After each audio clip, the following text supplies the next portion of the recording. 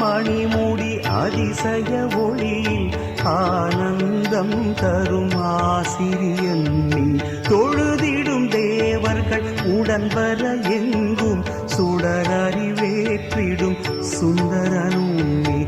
பொன்னிற குதிரைகள் பூட்டிய தேரில் புத்தொளி மஞ்சள் கொடியும் பறக்க மின்னிடும் மேருவை சுற்றி வணங்கும் மேதையின் வடிவாய் தோன்றிடும் குருவே.